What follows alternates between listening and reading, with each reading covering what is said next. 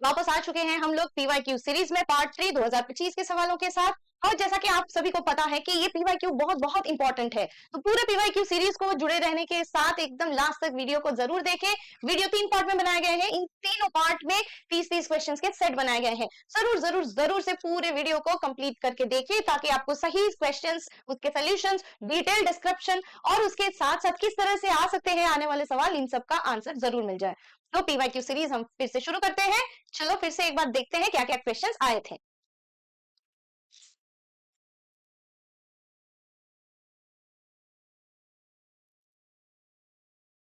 तो PYQ series में अब आते हैं, तो वहां पे अब हम आते हैं क्वेश्चन नंबर 61 पे। तो क्वेश्चन नंबर 61, क्योंकि हम इससे पहले 60 क्वेश्चंस ऑलरेडी सॉल्व कर चुके हैं पार्ट 1 और पार्ट 2 में, तो पार्ट 3 का ये पहला सवाल है। Sweet potato and potato represents a certain type of evolution. Select the correct combination of terms to explain the evolution. तो ये एक बच्चों डायरेक्ट क्वेश्चन है जो एनसीईआरटी में एवोल्यूशन चैप्टर से लिया गया है। एविडेंसेस ऑफ एवोल्यूशन में ये बहुत क्लियरली मेंशन किया हुआ है स्वीट पोटैटो और पोटैटो के बारे में, जो उस तरह के ऑर्गन्स होते हैं, एनालॉगस ऑर्गन्स, मतलब जिनका ओरिजिन तो अलग अलग होता है, क्योंकि स्वीट पोटैटो है एक अलग ओरिजिन का। जो कौन सा ओरिजिन है? It is a modified root. Sweet potato modified root का फॉर्म है और नॉर्मल पोटैटो मॉडिफाइड स्टेम का फॉर्म है। तो दोनों का ओरिजिन तो अलग अलग है, लेकिन ये दोनों के दोनों ही एक ही फॉर्म, एक ही पर्पस सर्व करते हैं, एक ही फंक्शन सर्व करते हैं, और वो क्या है? वो होता है कि दोनों ही स्टोरेज फॉर्म ऑफ एनर्जी है। कार्बोहाइड्रेट या स्टार्च को दोनों ही स्टोर करते हैं। तो sweet potato and potato they are analogous organ. Analogous organ अगर हम देखें अलग अलग ओरिजिन है, पर उन सबका फंक्शन आके एक ही पॉइंट पे कन्वर्ज हो रहा है। सारे ओरिजिन अलग अलग है पर एक ही पॉइंट पे आके वो कन्वर्ज हो रहे हैं, तो they are convergent type of evolution. So they show analogy and convergent type of evolution. पहला ऑप्शन करेक्ट आंसर होगा इस सारे क्वेश्चन का। आते हैं अगले सवाल पे। सवाल जो है वो पेडिग्री एनालिसिस पे है। मेरी पेडिग्री आपको चार्ट में क्लियरली नहीं दिखाई दे रही है, तो मैं आपको यहाँ पे एक बार बता दे रही हूँ। तो मेल एंड फीमेल यहाँ पे है, ये है F0 जनरेशन। F0 जनरेशन के बाद यहाँ पे दिखाया गया है कि मेल एंड फीमेल जो है वो कैरियर है। सो अब यहाँ पे एक चीज मैंने यहाँ पे खुद से बनाई है, तो फीमेल जो है वो कैरियर है और उसके साथ मेल है, ठीक है, और सेम जगह पे फीमेल कैरियर है और एक मेल। इन दोनों का जो नेक्स्ट फर्स्ट F1 जनरेशन हुआ ये, तो अब F2 जनरेशन पे हमें क्या देखने को मिल रहा है? F2 जनरेशन पे कैरियर फीमेल, दो कैरियर फीमेल, और यहाँ पे F2 जनरेशन पे देखने को मिल रहा है अफेक्टेड मेल। सो मेल जो है वो यहाँ पे अफेक्टेड है और एक नॉर्मल फीमेल है। तो अब दोनों के बीच में अगर कंsanguineous मैरिज है, रिलेटिव्स के बीच की मैरिज, तो अब इसमें हमें क्या चीजें मिलेंगी F3 जनरेशन पे? ये हमें पता नहीं है, तो ये सारे के सारे क्वेश्चन मार्क्स है। तो ये रहा ये पेडिग्री जो हमें देखने को मिल रही है। तो हमारे पास ये पेडिग्री चार्ट है और हमें ये पता करना है कि अब इसमें सवाल क्या है। तो सवाल तो बच्चों ये है कि with the help of given pedigree find out the probability for the birth of a child having no disease being a carrier. Carrier हो सकते हैं पर डिजीज नहीं होंगे। जैसे कि हम देख रहे हैं यहाँ पे ये फीमेल जो है दे आर कैरियर्स, ये कैरियर है लेकिन they are not carrying the disease. So mutation in one allele of the gene in F3 generation. तो प्रोबेबिलिटी क्या है? तो व्हाट विद गिवन पेडिग्री अगर हम देखें probability for the birth of a child having no disease and being a carrier, carrier हम इस case में देख रहे हैं कि फीमेल्स कैरियर है और मेल्स अफेक्टेड है। यहाँ पे भी फीमेल जो है वो कैरियर नहीं है, यहाँ पे फीमेल अफेक्टेड है, लेकिन होमोजाइगस रिसेसिव कंडीशन है ये, तब जाके यहाँ पे फीमेल अफेक्टेड है। और यहाँ पे सिंस फादर नॉर्मल है तो हेट्रोजाइगस कंडीशन पे फीमेल कैरियर मिल रही है। सो इस केस में हम लोग ये कह सकते हैं कि ये जिस तरह से आगे के भी क्लासेस में हम लोग पेडिग्री एनालिसिस को बहुत डिटेल में देखेंगे, तो उस बेसिस पे मैं अगर आपको देख के बताऊं तो ये यहाँ पे हमें सबसे पहले क्या जज करना है, नीचे से ऊपर तक हमें जाना है, लास्ट जनरेशन से पहले जनरेशन। सिंस हमें F3 जनरेशन के बारे में कोई आइडिया नहीं है, हम F2 जनरेशन पे जाएंगे। Male affected, female carrier, female carrier. So male affected और कोई भी पेरेंट्स यहाँ पे अफेक्टेड नहीं है, फीमेल जो है वो कैरियर है। अगेन फीमेल अफेक्टेड है और मेल जो है बिल्कुल नॉर्मल है, यहाँ पे इस जनरेशन पे भी कैरियर है। सो सिंस फीमेल कैरियर और मेल अफेक्टेड है तो सबसे ज्यादा चांसेस है इनके एक्स लिंक्ड रेसेसिव डिसऑर्डर होने के, सबसे ज्यादा चांसेस है एक्स लिंक्ड रेसेसिव डिसऑर्डर का। तो जब एक्स लिंक्ड रेसेसिव डिसऑर्डर हो रहा है, तो अगर हम देखें इस केस में with the help of given pedigree find out the probability for the birth of child having no disease in being a carrier in F3 generation. तो अब हम अगर F3 generation में देखें, ये consanguineous marriage जो है, female is affected. Female affected मतलब यहाँ पे फीमेल कैरियर स्टेट में है और मेल जो है वो अफेक्टेड है. इस तरह का हमें एक चार्ट दिख रहा है. सो इसमें पहले हम बना लेते हैं gametes. So x and x dash, और यहाँ पे मेल के लिए गैमेट होगा x डैश एंड y. तो कितना % चांसेस है कि जो चाइल्ड होगा F3 जनरेशन का नो डिजीज एंड कैरियर होगा, फेनोटिपिकली नॉर्मल होगा और that person will be a carrier. So carrier होने के लिए अब हमें देखना है क्या क्या चांसेस है.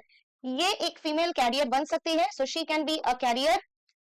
मेल विल बी अफेक्टेड, कोई चांस नहीं है मेल का नॉर्मल होने का. And another is normal male, another is normal male, and there is affected female. ठीक है. सो देयर इज 1/4 चांस एक फीमेल कैरियर के होने का. सो देयर इज 1/4 चांस, अगर आपको यहाँ पे दिख रहा होगा, देयर इज 1/4 चांस कि यहाँ पे एक फीमेल जो है वो कैरियर स्टेट पे दिख रही है. हमें अगर दिख रहा है तो यहाँ पे फीमेल जो है वो एक कैरियर स्टेट पे आपको देखने को मिलेगा. तो देखो बच्चों, यहाँ पे हमें क्लियरली दिखाई दे रहा है कि XX एंड XY, जिसमें एक फीमेल अफेक्टेड, एक अलील रिसेसिव, एक्स लिंक्ड रिसेसिव है, तो एक अलील जो है वो अफेक्टेड है, क्योंकि यहाँ पे मैरिज किसके बीच में है, carrier female male. Affected male and carrier female के बीच में अगर हम देखें, सो देयर इज 1/4 चांस कि इन्हें कोई डिजीज नहीं होगा, पर she will be a carrier. She is a normal male, affected male, affected female. So इस तरह से हमें 1/4 चांसेस मिलते हैं कि देयर इज अ 1/4 चांस कि हमें देखने को मिलेगा कि ये एक नॉर्मल कंडीशन पे प्रेजेंट है. सो इस तरह से अगर हम देखें, so the child will have the answer 1/4. So the answer is 1/4 chances of having a normal, phenotypically तो वो normal होंगे, but genotypically they will be carrier. ठीक है. So genotypically carrier state हमें देखने को मिलेगा. So our first answer will be 1/4 chances होंगे. I hope ये पेडिग्री आपको क्लियर है. आगे की क्लासेस में भी हम लोग पेडिग्री पे वीडियो बनाने वाले हैं जो आपको क्लियरली समझा देगा कि हमें किस तरह से पेडिग्री को जांच करनी पड़ती है या किस तरह से हमें पेडिग्री को एनालाइज करना पड़ता है. अब हम आते हैं अगले सवाल पे. तो ये अगले सवाल पे हम आए. सबसे पहला है कि given below are two statements, one is labelled assertion, another is reasoning. तो असर्शन क्या है, cells of the tapetum possess dense cytoplasm and generally have more than one nucleus. ठीक है, ये सवाल है एंजियोस्पर्मिक प्लांट से. अब हम देख रहे हैं कि cells of the tapetum possess dense cytoplasm and more than one nucleus. ये स्टेटमेंट बिल्कुल सही है. रीजन क्या है, presence of more than one nucleus in the tapetum increases the efficiency of nourishing the developing microspore mother cell. ये statement कुछ हद तो सही गया, फिर उसके बाद गलत हो गया. गलत क्या है कि presence of more than one nucleus in the tapetum increases the efficiency of nourishing the developing pollen grain. ये जो माइक्रोस्पोर मदर सेल दिया हुआ है ये गलत है, और इसके बदले अगर पोलन ग्रेन लिखा हुआ रहता तो वो सही रहता. तो ये पोलन ग्रेन जो है उसको सही करता है, पोलन ग्रेन को नरिश करता है, ना कि माइक्रोस्पोर मदर सेल्स को. तो जब इन्होंने माइक्रोस्पोर मदर सेल बोल दिया, सो अब असर्शन तो सही हो गया पर रीजन गलत है. तो रीजन इसका गलत है, reason is false but assertion is true. So the third option is answer. ठीक है, ये बहुत ही सिंपल सा सवाल है और ये क्वेश्चन दिया हुआ है angiospermic reproduction in angiospermic plant और रिप्रोडक्शन इन फ्लावरिंग प्लांट में ये स्टेटमेंट दिया हुआ है. अब आते हैं, how many meiotic and mitotic division need to occur for the development of a mature female gametophyte from the megaspore mother cell in an angiospermic plant. अगर हम देखें ओव्यूल में mature female gametophyte from the megaspore mother cell, अगर megaspore mother cell से हम देखें तो इसमें एक ही मियोसिस चाहिए टू फॉर्म द माइक्रोस्पोर्स, या फिर जिसे हम ओव्यूल के स्ट्रक्चर्स को कहते हैं उसको फॉर्म करने के लिए. अब एक मियोसिस इन्हें चाहिए, लेकिन बाकी जितने भी फॉर्मेशन हो रहे हैं, formation of the antipodal cells या फिर सिनर्जिड्स, तो ये सिर्फ बना ये जो स्ट्रक्चर है एग का, the egg is formed by the meiosis. तो बाकी जितने भी हो रहे हैं they are all formed by the mitosis. लेकिन कैसे ये माइटोसिस हो रहा है, पहले एक सेल, फिर उसके बाद वो डिवाइड किया माइटोसिस से, तो ये बन गए दो सेल, और ये दोनों सेल्स जो है वो आगे चल के और डिवाइड कर रहे हैं टू फॉर्म दी 4 सेल्स, जिनमें से 3 एंटीपोडल्स बन गए, 2 सिनर्जिड्स बन गए, और इधर आ गए ये न्यूक्लियस के पास, सेंट्रल सेल के पास, और एक बन गया egg. So the answer is 1 meiosis and 3 mitosis, एक मियोसिस और 3 माइटोसिस होगा to form one angiospermic mother cell, micro megaspore से एक ओवम, तीन एंटीपोडल सेल्स और 2 सिनर्जिड सेल एक सेंट्रल सेल को बनने के लिए। अब आते हैं which of the following is an example of zygomorphic plant. Zygomorphic plant का एग्जांपल अगर हम देखें तो पिटूनिया, धतूरा, चिली, ये तीनों के तीनों टिनोमॉर्फिक है। इनमें से जो जाइगोमॉर्फिक है वो है P plant. So P plant is an example of zygomorphic flower. ये स्ट्रेट अवे क्वेश्चन है, बहुत ही सिंपल सा है। After maturation in primary lymphoid organs, the lymphocytes migrate for interaction with antigens to secondary lymphoid organs. Secondary lymphoid organs और tissues. तो secondary lymphoid organs या tissues पे जब वो माइग्रेट करते हैं, उन्हें किस लिए माइग्रेशन की जरूरत पड़ती है? मैच्योरेशन। प्राइमरी लिम्फोइड ऑर्गन पे फॉर्मेशन होता है सारे लिम्फोसाइट्स का, बी या टी लिम्फोसाइट का फॉर्मेशन हो रहा है इन दी प्राइमरी लिम्फोइड ऑर्गन्स, लेकिन सेकेंडरी लिम्फोइड ऑर्गन पे इनका फिर फर्दर मैच्योरेशन एंड एक्टिवेशन हो रहा है। तो सेकेंडरी लिम्फोइड ऑर्गन्स के एग्जांपल्स क्या है?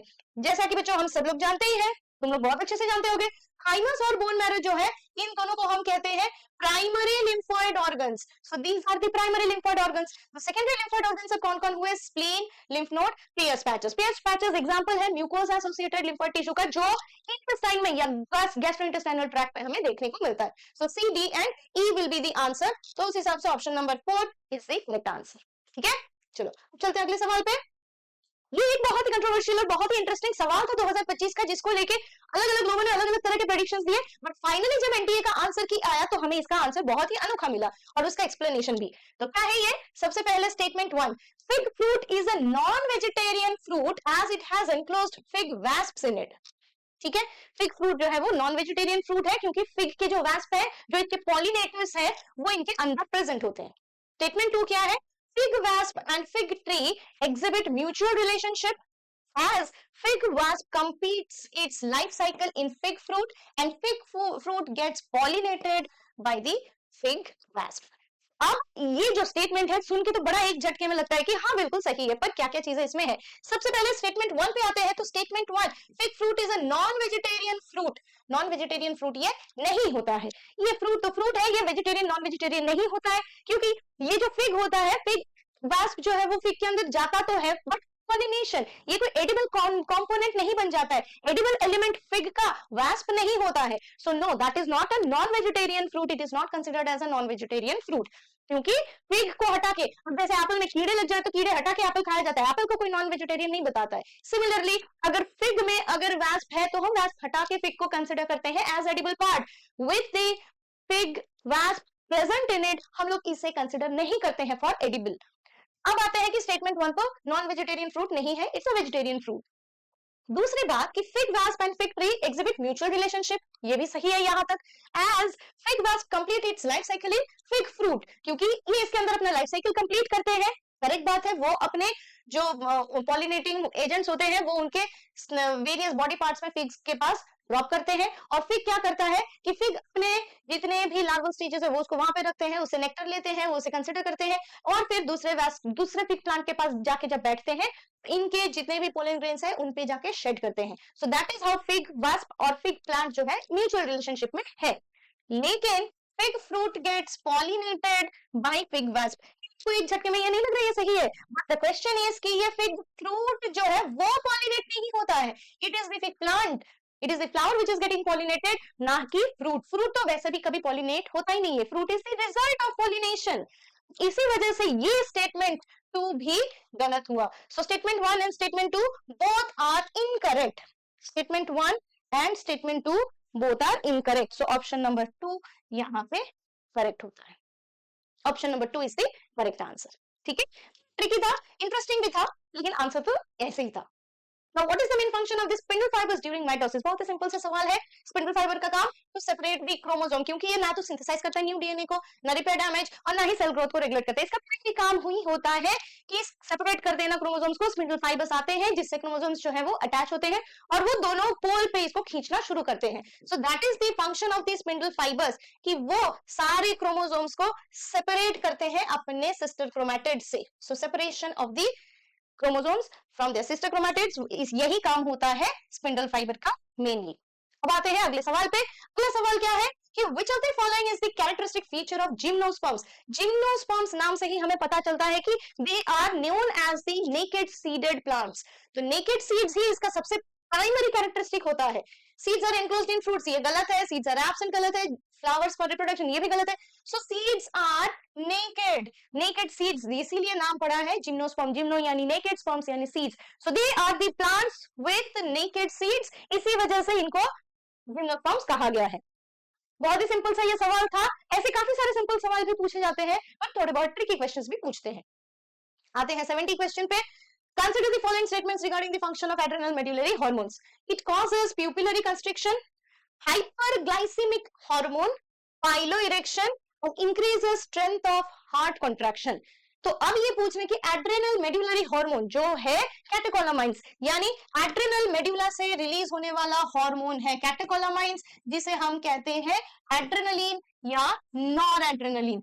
एड्रेनलिन एंड नॉर एड्रेनलिन दोनों इसी में आते हैं। So these are the hormones जो मेडुला एड्रेनल ग्लैंड से सिक्रीट हो रहा है। इसका काम क्या होता है? सबसे पहला काम प्यूपिलरी कंस्ट्रिक्शन। क्या ये प्यूपिल्स को कंस्ट्रिक्ट करता है? नहीं, प्यूपिल्स को ये डायलेट करता है ताकि ज्यादा से ज्यादा रोशनी आ सके आंखों के अंदर जब हमारा बॉडी स्ट्रेस वाले कंडीशन पे हो। इमेजिन करो कि बॉडी स्ट्रेसफुल कंडीशन में है और अगर कोई एथलीट रेस में दौड़ रहा है, उसकी आंखें कंस्ट्रिक्ट नहीं होनी चाहिए, उसकी आंखें बड़ी हो जानी चाहिए, ज्यादा से ज्यादा रोशनी आंखों के अंदर जानी चाहिए। सो यस, ये स्टेटमेंट यहाँ पे गलत हो गया। It causes pupillary constriction, नहीं, ये नहीं होता है। It is a hyperglycemic hormone. Hyperglycemic मतलब ब्लड में ग्लूकोज लेवल करने वाला इफेक्ट, उसे हाइपरग्लाइसेमिक इफेक्ट कहा जाता है। तो ब्लड में ज्यादा लेवल ग्लूकोज का बढ़ाया ही जाता है, डेफिनेट है, ये करेक्ट आंसर है। हाइपरग्लाइसेमिक हार्मोन है ये। दूसरा, it causes piloerection. Yes, body hairs जो होते हैं वो इरेक्ट हो जाते हैं डर के टाइम पे, या कभी कुछ हम लोग वैसे सेंसिटिव चीजें सुनते हैं तो उस टाइम पे पाइलोइरेक्शन होता है, ये भी इनका एक इफेक्ट है। Increases strength of heart contraction, ये भी होता है। इमेजिन स्ट्रेसफुल कंडीशन पे आदमी अगर दौड़े, से हार्ट में ज्यादा कार्डियक आउटपुट और हार्ट रेट चाहिए, वो होता है हार्ट कॉन्ट्रैक्शन की स्ट्रेंथ को इंक्रीज करना। सो ये सारे स्टेटमेंट्स करेक्ट है। गलत हुआ sir pupillary constriction. So choose the correct answer from the options. अगर देखा जाए तो B, C and D is the correct answer. B, C और D जो है वो करेक्ट है, लेकिन बाकी सारे गलत है। So B, C और D करेक्ट ऑप्शंस इसमें देखने को मिला है।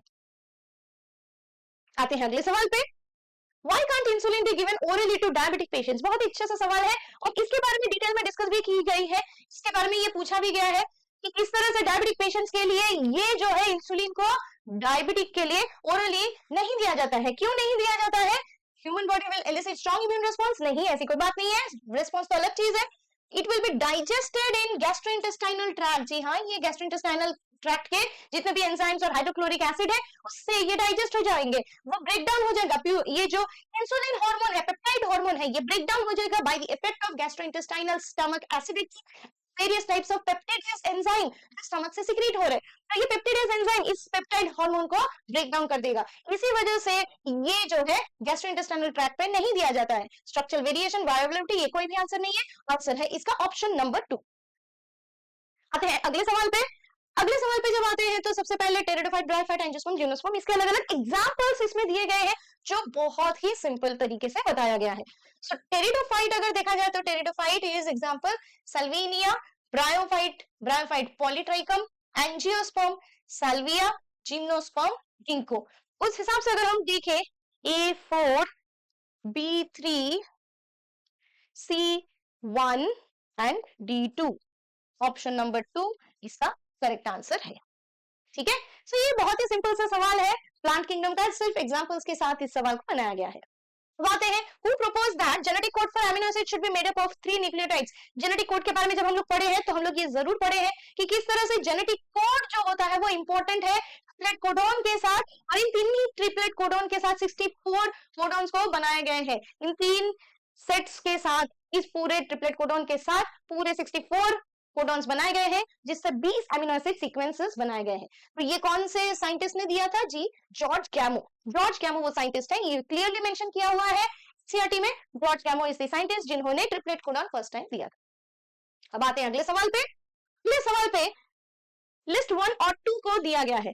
लिस्ट 1 और 2 ये बायोडाइवर्सिटी चैप्टर से लिया है। बहुत ही अगेन सिंपल सा सवाल है, डायरेक्ट सा सवाल है। क्या क्या चीजें इसमें बताई गई है? लिस्ट 1 में दिया हुआ है इवन क्वार्टेट, जो इधर कहाँ पे मैच हो रहा है उसके साथ हमें देखना है। Evil quartet causes of biodiversity losses, biodiversity loss के 4 जो सवाल है, जो 4 पॉइंट्स है कि किस तरह से बायोडाइवर्सिटी लॉस हो रहा है, उसे इवल क्वार्टेट कहा जाता है। एक्सिटो कंजर्वेशन, एक्सिटो कंजर्वेशन मतलब अपने नॉर्मल हैबिटेट के बाहर अगर हम लोग किसी भी स्पीशीज को प्रिजर्व करते हैं, कंजर्व करते हैं, तो उन्हें हम कहते हैं एक्सिटो कंजर्वेशन, जिसका एक और एग्जांपल है क्रायो प्रिजर्वेशन। नॉर्मली माइक्रोब्स के लिए भी हम ये काम करते हैं।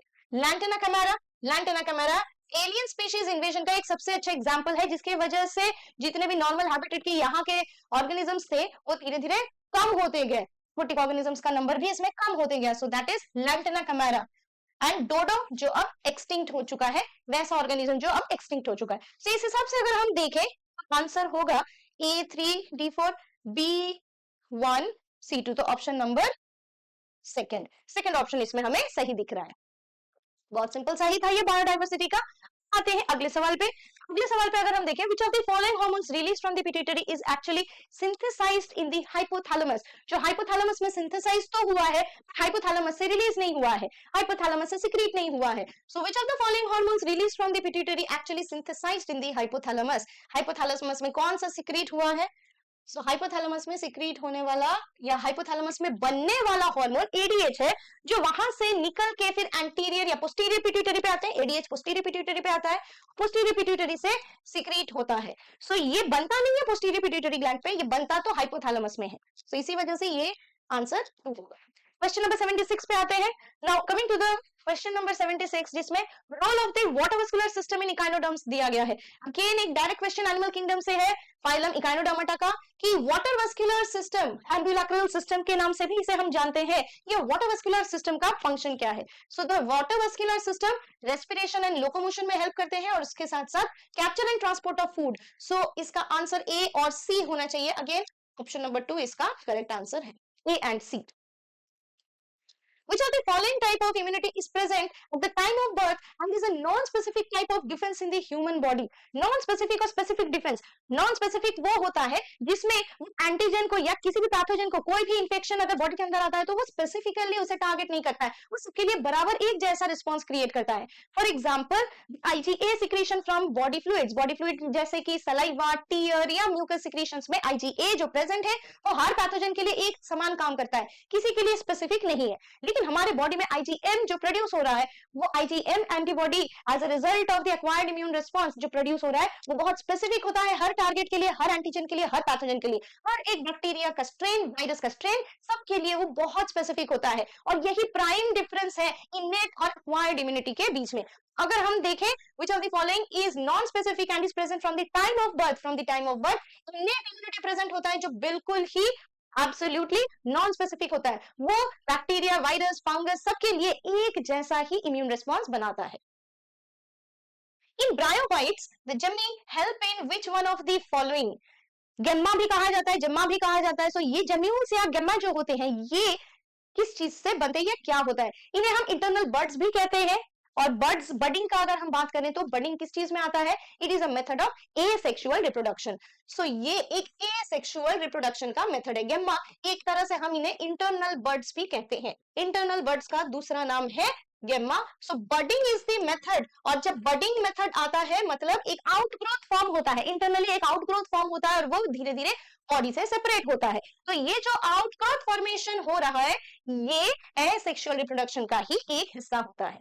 ठीक है, अब आते हैं अगले सवाल पे। तो अगले सवाल पे क्या है? In frog the renal portal system is a special venous connection that acts to link. ये फ्रॉग जो है, renal portal system is a special venous connection.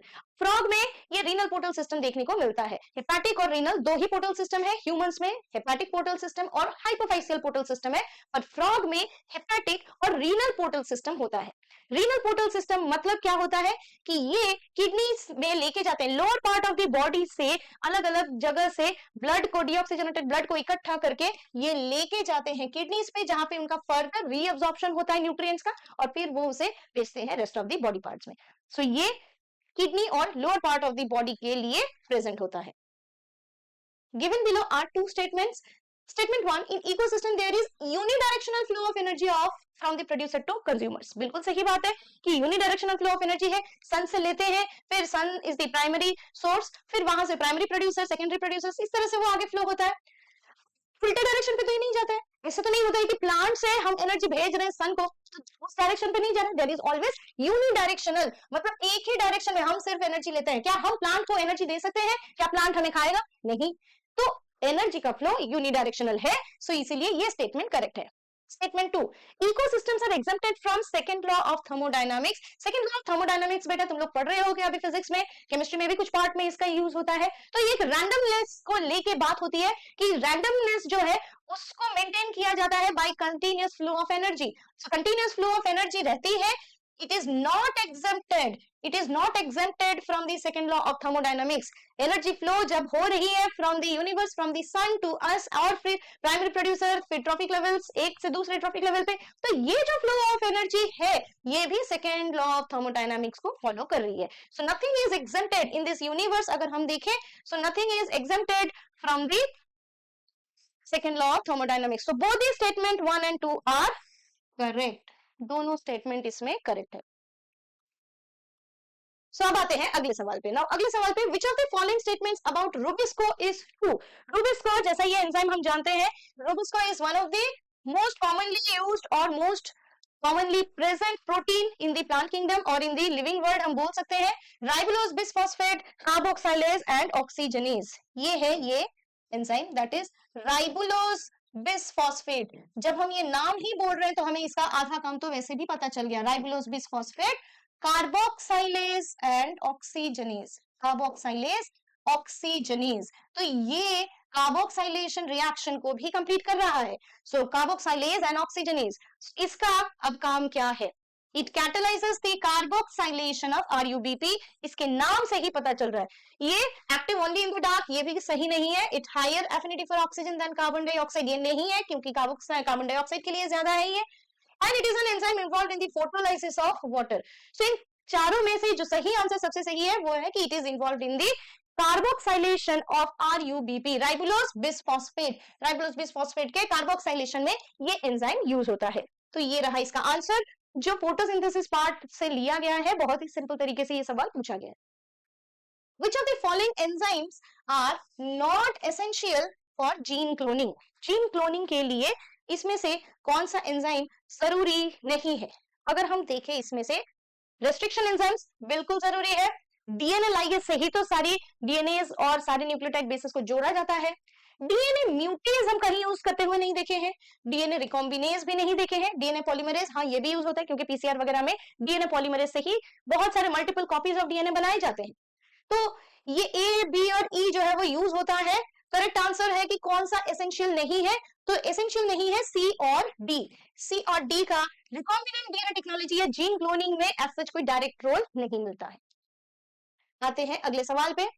Read the following statements on plant growth and development. Parthenocarpy can be induced by the auxin. Plant growth regulators can be involved in promotion as well as inhibition of growth. De-differentiation is a prerequisite for a re-differentiation. Abscisic acid is a plant growth promoter. नहीं, ये रोक देता है. Apical dominance promotes the growth of lateral buds. Apical dominance जब हम बात ही कर रहे हैं तो apical part से ना निकलेगा buds, तो ये lateral growth को रोक देते हैं. Parthenocarpy can be induced by auxins. Okay, ये बात सही है. Plant growth regulators can be involved in promotion as well as inhibition of growth. बिल्कुल रेगुलेट कर रहा है तो बढ़ाता भी है, कम भी कर सकता है. De-differentiation is a prerequisite for re-differentiation. तो ये A, B, C तीनों स्टेटमेंट जो है वो सही है. जो सही नहीं है वो लास्ट के दो स्टेटमेंट्स है. सो इसीलिए यही हो गया हमारा correct answer. A, B and C are the correct answers. आते हैं अगले सवाल पे. Which factor is important for the termination of transcription? अगर हम प्रोकैरियोटिक ट्रांसक्रिप्शन की बात करें, जो प्रोकैरियोटिक ट्रांसक्रिप्शन में जो टर्मिनेशन प्रोसेस होता है वो जिस फैक्टर पे डिपेंडेंट होता है वो होता है रो फैक्टर. सो वो रो फैक्टर है जिसके ऊपर ये डिपेंडेंट है कि टर्मिनेशन होगा या किस तरह से होगा. कभी कभी दो तरीके के भी टर्मिनेशन होते हैं, रो डिपेंडेंट या रो इंडिपेंडेंट भी. Please for termination. सो एक एडिशनल चीज मैं आपको बताना चाहती हूँ, ये जो सिग्मा फैक्टर होता है, sigma factor is called as the initiation factor. Sigma को इनिशिएशन फैक्टर कहा जाता है और रो को टर्मिनेशन फैक्टर कहा जाता है। इस चीज को बच्चों याद रखना, sigma is the initiation factor, rho is the termination factor. तो इस तरह से ये दोनों चीजें यहाँ पे देखने को मिला। आते हैं 85th क्वेश्चन पे। Frogs respire in water by skin and buckle cavity and on land by skin, buccal cavity and lungs. तो मैं आपको बता दूं ये एकदम ही डायरेक्ट सा सवाल है, थोड़ा कभी कभी कंफ्यूज कर सकता है, पर ये लाइन स्ट्रेट अवे उठाया हुआ है फ्रॉम एनसीईआरटी फ्रॉग्स के चैप्टर से। तो यहाँ बताया जा रहा है कि वाटर में स्किन एंड बकल कैविटी से रेस्पिरेशन होता है और लैंड पे स्किन, बकल कैविटी और लंग्स से रेस्पिरेशन होता है। क्या ये सही है? नहीं, ये स्टेटमेंट सारे सही नहीं है। क्या है गड़बड़? कि वाटर में स्किन से ही होता है, स्किन के थ्रू डिफ्यूज होकर ऑक्सीजन एंड कार्बन डाइऑक्साइड का एक्सचेंज होता है, but it is not buccal cavity. Buccal cavity का इफेक्ट या बकल कैविटी का यूज इनसाइड द वाटर नहीं होता है। So statement 1 is not true. Statement is not true for water. So statement 1 is not true for water. लेकिन land पे skin हमेशा ही respiration का मेथड होगा, चाहे वो वाटर पे हो या चाहे लैंड पे हो। लेकिन लैंड पे एडिशनल कैविटी से भी रेस्पिरेशन होता है, जिसे बकोफेरेंशियल रेस्पिरेशन कहा जाता है, और साथ में एडिशनल अमाउंट ऑफ ऑक्सीजन के लिए लंग्स यानी पल्मोनरी रेस्पिरेशन का भी सहारा लिया जाता है। So skin, buccal cavity and lungs are the method of respiration in the land. और अगर पानी में देखा जाए तो पानी के लिए सिर्फ वाटर, स्किन से ही रेस्पिरेशन होता है। So the statement is false for water but true for land. Option number 3 इसका सही आंसर होगा। ठीक है, अब आते हैं twins are born to family that lives next door to you. The twins are a boy and a girl. The twins are a boy and a girl, and which of the following must be true? इसमें से कौन सा बिल्कुल सही है? सो twins जब boy और girl है, सो इसका मतलब ये आइडेंटिकल ट्विंस नहीं है। आइडेंटिकल ट्विंस कैसे बनते हैं बच्चों? आइडेंटिकल ट्विंस बनते हैं at the time of implantation. अगर ब्लास्टोसिस्ट दो पार्ट में डिवाइड हो जाता है तो दोनों पार्ट अलग अलग इम्प्लांट होते हैं और दोनों ही अलग इंडिविजुअल के फॉर्म पे ग्रो करते हैं। So they are identical twins form from one single oocyte fertilization. लेकिन यहाँ पे बॉय और गर्ल है, मतलब दोनों अलग अलग oocyte, दो अलग ओवम के फर्टिलाइजेशन से बना है, और इसे हम कहते हैं पैटर्नल या फिर fraternal twins. They are fraternal twins, dizygotic twins भी इन्हें कहा जाता है। सो दे आर डाइजाइगोटिक और fraternal twins. Which of the following microbes is not involved in the preparation of household products? Household products के लिए, मतलब घर के कामों के लिए इसमें से कौन सा यूज नहीं होता है? Aspergillus Niger, lactobacillus, trichoderma, saccharomyces, Propionibacterium. Aspergillus Niger जो होता है उससे एसिटिक एसिड बनती तो है, लेकिन ये इंडस्ट्रियल स्केल पे होता है। Acetic acid in the industrial scale, तो ये इंडस्ट्रीज में यूज होते हैं। It is for industrial purpose. Lactobacillus हम लोग घर पे भी देखे हैं यूज करते हुए। ट्राइकोडर्मा जो है अगेन डोडी या टोडी जो ड्रिंक होती है उसे उसके लिए यूज किया जाता है, बट टोडी ड्रिंक भी इंडस्ट्रियल पर्पस के लिए होता है। Saccharomyces is commonly use and Propionibacterium, इससे भी स्विस चीज बनती है। तो अगर हम देखें एस्परजिलस नाइगर और ट्राइकोडर्मा जो है ये इंडस्ट्रियल स्केल पे यूज होता है, बाकी सबको हम डोमेस्टिक यूज पे देखे हैं।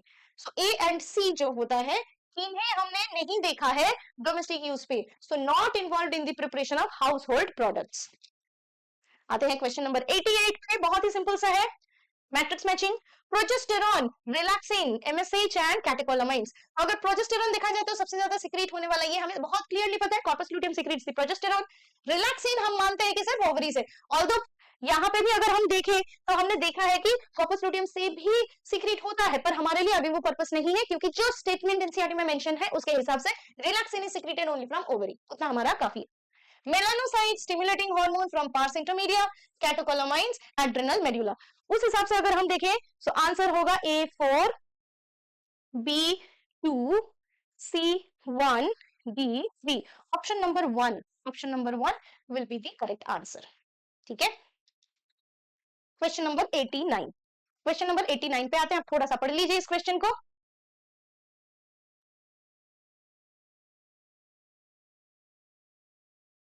तो वापस आते हैं इसी क्वेश्चन नंबर 89 पे। Blue and white selectable markers have been developed which differentiate recombinant colonies। ठीक है, तो ब्लू व्हाइट सिलेक्शन जो हमने देखा एनसीईआरटी में वो ही दिया हुआ है, जिसमें which differentiate recombinant colonies from non recombinant colonies and on the basis of their ability to produce color in the presence of chromogenic substrate given below। तो स्टेटमेंट कौन से करेक्ट है इसमें? अगर हम देखें कौन से स्टेटमेंट्स इसमें करेक्ट है तो उस हिसाब से देखा जाए Statement 1, blue colored colonies have DNA insert in the plasmid and they are identified as recombinant colonies. क्या blue colored colonies जो है वो recombinant है, blue colored colonies recombinant नहीं होते हैं. White color without blue color या white colored colonies जो है they are identified as recombinant colony. अगर इसका हम थोड़ा सा explanation देखें, बच्चों देखो ये अगर प्लाज्मिड है, अगर हम देखें प्लाज्मिड, तो प्लाज्मिड में ये जो पार्ट हुआ, this part it is the lacZ gene. अगर इसे हम लैक्जेड जीन मानते हैं तो लैक्जेड जीन में अब मानो यहाँ पे है कोई भी रिकॉम्बिनेंट फॉर्म या फिर हम जिसे कहते हैं क्लोनिंग साइट. फॉर एग्जाम्पल के तौर पे अगर हम लिखें QR1 क्लोनिंग साइट यहाँ पे है, तो डीएनए इंसर्ट यहाँ पे हुआ. डीएनए इंसर्ट यहाँ पे होने के वजह से, डीएनए इंसर्ट अगर यहाँ पे देखने को हमें मिलता है तो डीएनए इंसर्ट यहाँ पे होने के वजह से क्या होता है, लैक्जेड जीन जो होता है वो इंसर्शनल इनएक्टिवेशन करने लगता है. So this goes for insertional inactivation. तो अगर लैक्जेड जीन इंसर्शनल इनएक्टिवेशन हो रहा है, इसका इफेक्ट क्या होगा? अगर लैक्जेड जीन इंसर्शनल इनएक्टिवेशन हुआ तो लैक्जेड जीन जो है वो बीटा गैलेक्टोसिडेज इस एंजाइम को सिक्रीट करने के लिए रिस्पॉन्सिबल है. और बीटा गैलेक्टोसिडेज जो है वो एक्सगैल नाम के एक blue colour colony producing component को एक ब्लू कलर के कॉलोनीज में कन्वर्ट कर देता है. ठीक है, इंसर्शनल इनएक्टिवेशन की वजह से लैक्जेड गायब हो गया. So there is no conversion of beta galactosidase, और बीटा गैलेक्टोसिडेज के एब्सेंस में एक्सगैल जो है वो ब्लू कलर कॉलोनी नहीं देगा. इंस्टेड ये क्या प्रोड्यूस कर रहा है, एक्सगैल. वहां पे प्रेजेंट मीडिया के जितने भी कंपोनेंट्स हैं, मीडिया में प्रेजेंट जितने भी हम लोग जानते हैं कि presence of any media nutrient है, उनको यूज करके व्हाइट या non blue colour colonies produce कर सकते हैं. सो अगर इंसर्शनल इनएक्टिवेशन होता है, लैक्जेड इनएक्टिवेशन होता है, so white colour colonies will be produced by the recombinants. इस चीज को बच्चों अच्छे से ध्यान से याद रखना. रिकॉम्बिनेंट्स जो होते हैं वो होते हैं सारे के सारे व्हाइट कलर के कॉलोनीज में, और ब्लू कलर जितने भी होते हैं they will be non recombinants. Non recombinants will be blue colour in colony, और व्हाइट कलर जो होते हैं वो रिकॉम्बिनेंट होते हैं. तो उस हिसाब से अगर हम इस क्वेश्चन को देखें तो blue coloured colonies have DNA insert in the plasma, they are identified as recombinant colony. ये स्टेटमेंट गलत है, दूसरा स्टेटमेंट सही है. So statement 1 is incorrect and 2 is correct. तो उस हिसाब से स्टेटमेंट 2 करेक्ट है और 1 इनकरेक्ट है. Option number 4 will be the correct answer. ठीक है, आते हैं अब अगले लास्ट सवाल पे. Which of the following equations represent the Weyl-Hurst-Pearl equation? Logistic growth का ये इक्वेशन है. तो इसमें हमने देखा है dn by dt k minus n by k, ये होता है. ये एक लॉजिस्टिक ग्रोथ का कर्व जो है वो दिया हुआ है. ये रिएक्शंस, ये इक्वेशंस दिए हुए हैं जिसमें k जो होता है वो कैरिंग कैपेसिटी होती है. और लॉजिस्टिक ग्रोथ में जब हम देखते हैं तो ये यहाँ पे रिसोर्सेज जो है वो अनलिमिटेड नहीं होता है, रिसोर्सेज बिकम लिमिटेड. ये मोर रियलिस्टिक कंडीशन में हमें देखने को मिलता है. और जो कर्व होता है वो एक तरह का सिग्मोइड कर्व होता है. लेकिन अगर हम लोग देखते हैं कि ग्रोथ कर्व अनलिमिटेड रिसोर्सेज के कंडीशन पे होता है, सो वो ग्रोथ कर्व हमें जे शेप में दिखता है. सो ये जे शेप में नहीं है. This is in this condition Weyl-Hurst-Pearl equation जो लॉजिस्टिक ग्रोथ के लिए है, और ये इस कंडीशन में देखने को मिलेगा जब पॉपुलेशन ग्रोथ लिमिट हो जाता है रिसोर्स के अनअवेलेबिलिटी पे. सो ये चैप्टर ऑर्गेनिज्म एंड पॉपुलेशन से लिया हुआ है, डायरेक्ट सा सवाल है पॉपुलेशन ग्रोथ कर्व का. तो ये हमारे सारे के सारे सवाल हो गए कंप्लीट. आप हमसे जरूर जुड़े रहिए. कोई भी डाउट हो, कोई भी क्वेश्चन में समझ में ना आए या कोई और अगर एक्सप्लेनेशन हो, हमें जरूर से मैसेज करें. तो इसी के साथ पार्ट 3 अभी कंप्लीट होता है 2025 का. अगला जो हमारा वीडियो है वो 2024 के सारे सवालों के लिए है. उसे भी हमने पार्ट 3 पार्ट में डिवाइड किया है. सो पार्ट 1 2024 के लिए. Stay in touch. Thank you.